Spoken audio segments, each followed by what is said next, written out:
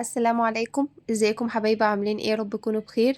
وصفتنا النهارده نتعلم مع بعض ازاي نسيح الزبدة الفلاحي الجاموسي على اصولها، وازاي تطلعي كده سمنة بلدي مرملة وتطلعي منها كمان احلى مرتة من غير ما تتحرق منك وتبقى مرملة وجميلة جدا. وهنتكلم كمان على الاسرار الزبدة بتاعتنا ازاي نجيبها ونطمن اللي هي مش مغشوشة، عشان كده تعمل معاكي احلى سمنة بلدي كده ريحتها كده تقلب الدنيا، وطريقة كمان حفظها. وقبل ما نبدأ وصفتنا اللايك والشير ونسمي الله ونصلي على الرسول ونبدأ وصفتنا. ده حبايبي شكل الزبدة بتاعتنا. زبدة بنجيبها كده من لبان او من اي حد موثوق فيه. نجيب زبدة تكون حلوة ومرملة وما تبقاش مغشوشة معايا. طب اعرف ازاي هي مغشوشة ولا لا حبايبي؟ الزبدة بتيجي بالشكل دوت. طبعا سعر الزبدة الكيلو كان الاول ب90، الوقت بقت ب130 وب140. فطبعا غلت جدا، بس هتطلع معانا شوية سمنة بلدي جمال جدا. طيب اللي هيبيعهم ب60 اكيد ده حبايبي مغشوشة. اعرف منين برضو هي مغشوشة ولا لا؟ لو انا فرقتها بايدي كده، بصوا ما شاء الله بتدوب معايا في ساعتها ازاي. لو لقيتي فيها اي تكتلات او كور كده او تكتلات حاجة جامدة كده معاكي، ما اتفردتش معاكي بسهولة زي الشكل ده، يبقى اتأكدي اللي دي زبدة مغشوشة وبلاش منها خالص. تمام، يبقى نتأكد من حاجتين: من سعرها ومن ملمسها. لو احنا كده زي ما قلت لكم فردتها في ايدي، اهم حاجة تفرك وتبقى معايا مرملة كده وحلوة. هجيب حلة على النار حبايبي تكون كبيرة، يعني مثلا انت جايبة كيلو 2 كيلو 3 كيلو او اكتر، هتجيبي حلة اكبر من مقدار اللي انت جايباه. لازم التركية دي مهمة جدا، لان طبعا الزبدة بتاعتي لما بتسيح تبقى زيها زي اللبن بالظبط فبتفور، فلازم تديها مساحة كده عشان نسيحها بطريقة كويسة وطريقة مظبوطة. لو حضراتكم لاحظتوا بصوا ما شاء الله في مساحة كبيرة كده في الحلة بتاعتي تقدر الزبدة تسيح بطريقة كويسة. طيب دي اول تركية يا حبايبي. تاني تركية معايا، اهم حاجة نار البوتاجاز هتبقى كده الاول عالية حاجة بسيطة جدا. اول ما تبدأ تسيح معايا هوطي شمعة حبايب قلبي عشان تطلع معايا شوية سمنة بلدي مرملين. لازم تكون عين البوتاجاز هادية جدا جدا، شمعة زي كأني كده بعمل رز. طيب أبدأ كده أول ما تسيح معايا أوطيها. بس الوقت أول حوالي كده 5 دقايق بس تبدأ الكورة بتاعتي دي تسيح تماما على نار عالية بالشكل ده حبايبي أهو.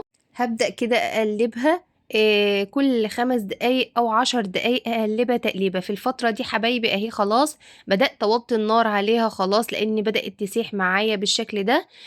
ده حبايبي شكل الزبدة الجاموسي، بتبقى معايا لونها أبيض كده. الزبدة الجاموسي بتختلف عن الزبدة البقري. الزبدة البقري بتبقى لونها أصفر، الجاموسي بتبقى أبيض. طبعا الجاموسي دسمها أعلى، الزبدة البقري أخف شوية من الجاموس لأن الدسم بتاعها قليل. نصيحة حبايبي كمان بلاش نخلط على الزبدة الجاموسي الفلاحي أو الزبدة البقري الفلاحي، نخلط عليها زبدة نباتي. النباتي نباتي والبلدي بلدي يا حبايبي. عشان كده تعمل معاكي شوية سمنة بلدي ريحتهم يجيبوا عندك لآخر الشارع. طبعا لو هي كويسة تبقى ريحتها كويسة جدا. شهر طوبة بيبقى فيه الزبدة كده حلوة وريحتها جميلة جدا جدا. تمام. اهم حاجة برضو حبايبي لما اجي اعمل الزبدة الفلاحي بتاعتي لازم اكون متفرغه لها، يعني ما ينفعش اروح انشغل بالبيت او بالمطبخ وانسى الزبدة بتاعتي على النار تتحرق. لا، اهم حاجة ايدي فيها. كل 5 دقايق او 10 دقايق هفضل اقلبها بالشكل ده كده. هتبدأ تتكون معايا زي ريم ابيض كده فوق الوش. هفضل كده حبايبي اقلبها بالشكل اللي حضراتكم شايفينه ده. شايفين الريم اللي فوق الوش الابيض ده المرتة بتاعتنا. المرتة ديت حبايبي مع الغليان ومع الزبدة بتاعتي تستوى، تبدأ المرتة ديت تنزل تحت. عشان كده بقول لكم قلبوها على طول عشان ما تتحرقش مني. مش شرط اللي انت تعمليها في حلة تيفال او حلة جرانيت، لا ممكن تعمليها في حلة ألمونيا عادي خالص. بس اهم حاجة ايدي فيها. اولا الزبدة مش هتتحرق مني، ثانيا هتطلع معايا مرتة حلوة جدا جدا جدا، مش هتبقى محروقة ولا اي حاجة بدل ايدي فيها كده. وطعم السمنة بتاعتي ما يغيرش كمان.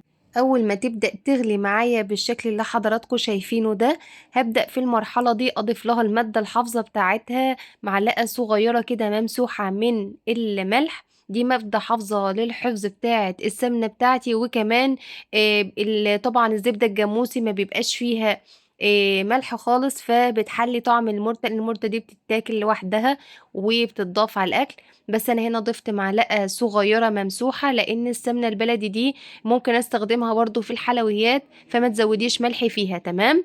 معلقة صغيرة ممسوحة بس، تبقى كمان مادة الحفظ بتاعة السمنة بتاعتي. اهدي فيها كده، كل أمّا تبدأ تغلي أبدأ كده من 5 ل10 دقايق زي ما قُلت لحضراتكم، أفضل أقلِّب فيها كده لحد لمّا ألاقي الريم اللي فوق ده تلقائي بيختفي. ليه بيختفي؟ بينزل لتحت معايا، بيتحوّل لمُرتة. بُصّوا ما شاء الله بدأ أهوّة تحت أهو، هتلاقي كده الريم الأبيض ده هيبقى معاكِ السمنة صافية قدّامِك، والريم الأبيض ده كلّه ينزل تحت يبقى مُرتة، اللي هنطلّع منّه كده دلوقتي شوية مُرتة حلوين جدًا. امشي بالخطوات دي واحدة واحدة، الموضوع مش محتاج افتكاسات، موضوع سهل جدًا، جدًا. ما تعتمديش اللي ماما تعمل لِك السمنة بتاعتِك أو الزبدة بتاعتِك أو حماتِك، لأ قومي اعمليها كده بنفسِك، طريقة سهلة جدًا وبسيطة. أنا الطريقة دي متعلماها من والدتي الله يرحمها يا رب، ادعوا لها بالرحمة والمغفرة. كده يا حبايبي ما شاء الله بدأت خلاص أهي السمنة بتاعتي تبقى رايقة معايا. بصوا المرتة نزلت تحت ازاي، هي ده اللي بقولكوا عليه. دي كده المرتة بتاعتنا، ايدي فيها على طول كل 5 دقايق أو 10 دقايق، مسرحش عنها خالص. أهم حاجة ايدي فيها عشان المرتة اللي تحت دي ما تتحرقش وتغير طعم السمنة معايا. واحدة واحدة كده تلاقي الريم اللي فوق بدأ خلاص يختفي، وتلاقي السمنة كده أول ما تبقى رايقة كده خالص وفوق الوش كده ريم بسيط. واللون بصوا ما شاء الله بدأ اللون كده يبقى ذهبي فاتح كده. خلي بالكم بتغمق على طول. هبدأ كده في المرحلة دي لما اللون بتاعها يغير، بصوا عاملة ازاي لونها كده مصفر كده شوية. هبدأ كده أشيل شوية اللي فوق الوش دول مرتة حبايبي خلاص. هبدأ أشيلهم كده في طبق، والمرتة بتاعتي الأساسية كلها نزلت تحت في الحلة لو حضراتكم شايفين أهي باينة. نزلت تحت كلها، مع طبعا التقليب اللي أنا قلبته طول الفترة دي كلها لحد ما المرتة بتاعتي اتكونت تحت. مش هتتحرق مني خلاص، وتاخد لون دهبي فاتح. بلاش نزود عليها قوي، لان كل ما بتقعد اللون ده بيغمق شوية. تمام. هبدأ كده حبايبي خلاص شلت كل الريم اللي فوق الوش ده. تمام. دي مرتة حبايبي، هشيلهم كده في طبق، ويبقى معايا السمنة بتاعتي ما شاء الله كده خلصت. هسيبها تبرد تماما، وبعد كده هكون محضرة اي برطمانات عندك ازاز، يستحسن طبعا تكون برطمانات ازاز. بصوا حبايبي دي مرتة ما بتترماش. كده هعقم البرطمانات بتاعتي كده بمية سخنة، اغسلها كويس قوي واعقمها بمية سخنة. تكون مية سخنة مغلية. تسيبيها فيها حبة كده، اهم حاجة يتعقموا معاكي كويس قوي عشان نفضي فيهم السمنة بتاعتي. بصوا حبايبي ما شاء الله اللي تحت دي المرتة اللي بقولكوا عليها، بصوا لونها ازاي. انا كده طفيت عليها النار خلاص، بس كل ما بتقعد كل ما بتغمق معايا. السمنة بتاعتي سخنة جدا بتغمق شوية، فأهم حاجة تطفيها وهي لونها ذهبي. بعد حبايبي ما السمنة بتاعتي بردت تماما، بصوا صافية ازاي. حضرت هنا البرطمانات اللي قلتلكوا عليها، دي برطمانات معقماها كويس قوي. طبعا دي برطمانات مطرحها عسل، مطرحها كده اي بيت مصري بيبقى فيه البرطمانات ديت. حلوة قوي في الحفظ بتاع السمنة. بصوا السمنة صافية ازاي. هبدأ كده اصفيها بالراحة خالص، هملي البرطمانات بتاعتي كلها. وده حبايبي اللهم بارك شكل المرتة، بصوا ما شاء الله عاملة ازاي. شوية مرتة مرملين جمال جدا. لو لاحظتوا ما شاء الله الحلة بتاعتي نضيفة من تحت، ايدي فيها على طول. بصوا ما شاء الله عملت كمية حلوة ازاي. المرتة دي حبايبي بتتاكل كده وبتضاف على وصفات، ممكن تضيفيها على شوية فول، تضيفيها على اي حاجة. ما شاء الله حلوة جدا جدا. دي بتتباع بره في السوبر ماركت غالية، لا اعمليها. هتطلع معاكي شوية سمنة حلوين وشوية مرتة. البرطمان بره كده شيء وشويات، لا انت اعملي في البيت حاجة نظيفة جدا. بلاش يا حبايبي كده تضيفوا الاتنين مع بعض، السمنة النباتي على السمنة البلدي. البلدي بلدي والنباتي نباتي زي ما قلت لحضراتكم. تعملي كده شوية سمنة بلدي كده يقعدوا معاكي حبة حلوين تعملي بهم وصفاتك كلها. يا ريت اكون افدتكم باي معلومة ولو صغيرة. اتمنى كده تكتبوا لي في الكومنتات كلمة طيبة ودعوة حلوة منكم، وما تنسوش تدعموني باللايك والشير. والسلام عليكم.